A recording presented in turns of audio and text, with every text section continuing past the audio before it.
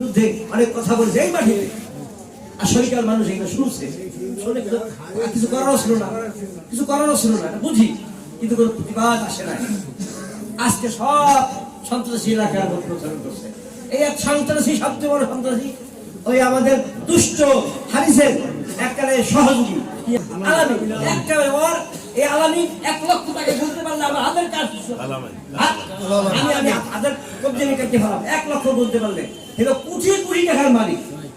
1 লক্ষ টাকা বলতে পারলে বড় সুন্দর গোষ্ঠী শুনতে বলতে পারে এইসব লোক টাকার মালিক হয়েছে। একটু আগে খবর পাইলাম আমার এই মসজিদ পাড়ায় একটা রাস্তা ও করাইছে বিএনপি লোক দ্বারা,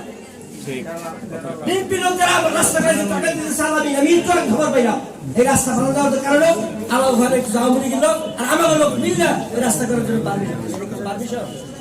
এখানে হারিসের কোনো কাজ চলতে পারে। অনেকের সম্পদ আছে, সংস্থা, অনেকের আমাদের এলাকায় বিভিন্ন এলাকায় সম্পদ আছে, কুক্ষিত করে লাগে না, তারপর এইগুলি করতেছে, কিন্তু এইগুলি করা দরকার। আমি এই জন্য বলছি যে আমার কিছু নাই, আমার পারিবারিক যে ভাইরা যারা আছে তারা এই কামগুলি করে, এর জন্য আমি এই কথাটা বললাম। না দিয়ে থাকতো আমি এই জন্য আমি ধন্যবাদ জানাই বিপ্লবকে, দোয়া করি রাকিবুল হাসানকে, আল্লাহ পাক তাকে সম্পদ বাড়াই দেয় এবং মানুষের দেওয়ার তৌফিক দান করে। কারণ এইটা আমাদের একটা কল্যাণমূলক কাজ। বাংলাদেশ জাতীয়তাবাদী দল বিএনপি এই দলটার কল্যাণের দল। আমার মনে হয় না যে এইভাবে নিজের পয়সা দিয়া 17 বছরে নিজের পয়সা, নিজের সৎ উপার্জন দিয়া আওয়ামী লীগ কোথাও একটা কম্বল বিতরণ করছে এই নজির আপনারা দেখাইতে পারেন না। দেখে দিছে দিবে না কেন? চাল গম রাস্তা সব চুরি করে রয়ে গেছে, চুরি করে মাল দিছে জনগণের মধ্যে, অসুবিধা জনগণটা চুরি করে জনগণ লাভটা করি।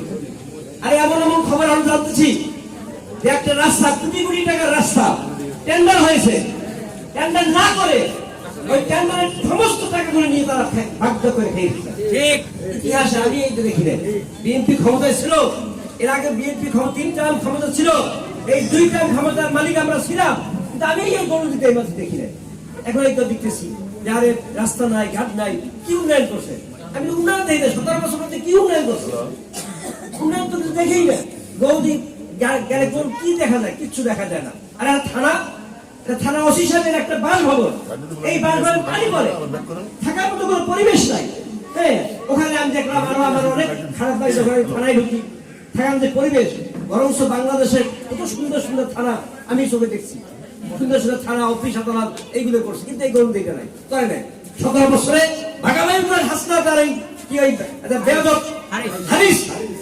আর এই এলাকার আমাদের এই এলাকার মানুষ কিছু কিছু লোক এই যে সাহায্য করেছে।